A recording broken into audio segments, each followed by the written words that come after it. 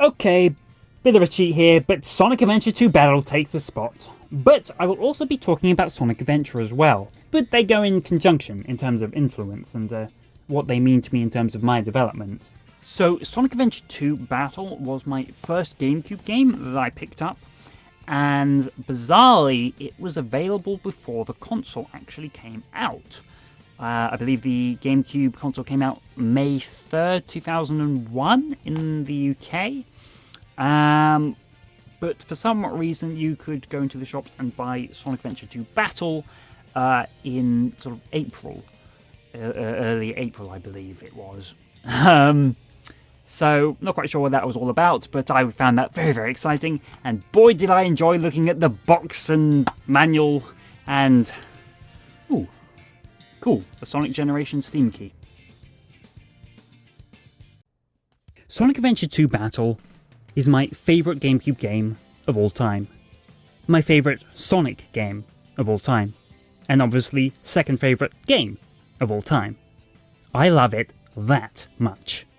Again, I can't describe how many times I watched that Cube VHS tape, which depicts 2 minutes from the opening footage where Sonic leaps out the airplane into the city escape level, and to the grooviest song I had ever heard.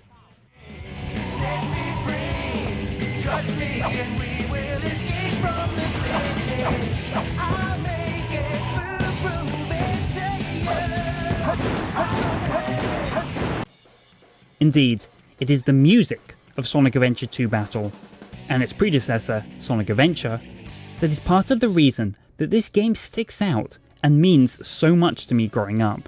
I've gone into this in a lot more detail in my video, my top 5 favourite Johnny Gioeli songs, but basically, prior to playing these games, lyrical music didn't mean that much to me. I didn't understand it. Not really. I might like a melody, but the lyrics never meant anything to me. It was Sonic Adventure.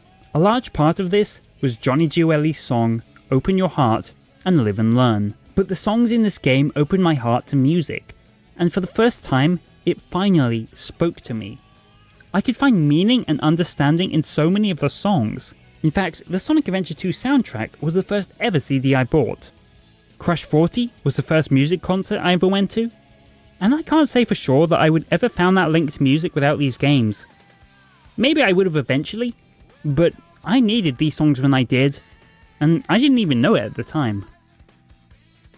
Now, in terms of gameplay, some people hated the shooting and treasure hunting, and wished it was only speed stages, but I love all of it. I think it makes for the most varied of the games. This game has so much replay packed into it, from the multiplayer, the racing games, the Chow Gardens, the 5 missions per stage. These days in modern games, I can't be bothered to go back to levels to increase my ranking or find 5 red MacGuffins, but boy did I care for Sonic Adventure 2 Battle. I checked my save file prior to recording this video, and it clocks in at 135 hours. Only Pokemon Blue has more for me, and I haven't even got all the emblems! Yeah! Screw you, Meteor Head Hard Mode! I absolutely love the story here. It sees you take control of both Dark and Hero teams in a connecting storyline that ultimately results in everyone having to work together at the end. Sure, it's cliched, but at 14, you don't really know that. The idea of putting differences aside and basically being good resonated with me. I know it sounds stupid, but it imparted a lot on me about friendship and working together, and just being the best person you can. Subsequent stories in the Sonic games have sadly been somewhat lighter and contrived, but this one was special. It took itself seriously.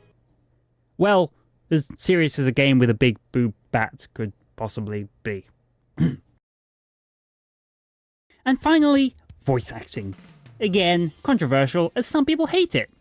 But prior to the Sonic Adventure games, I hadn't really played any games that were voice acting heavy. I loved these characters now having voices, and it was the first time I really got to thinking about the people behind animated character voices. Who was Ryan Drummond? How did he get into this? What else has he done? I subsequently found his website and sent in an email to tell him how much I liked his work, and he actually replied to it, which was really thrilling to me as a 13-year-old. This train of thought would eventually bleed over to my career, and I've since gone on to voice characters in 5 video games to date.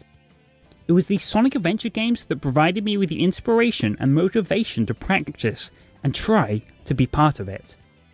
So yeah, there's a lot of reasons why the Sonic Adventure series deserves its place on this list, and in my heart.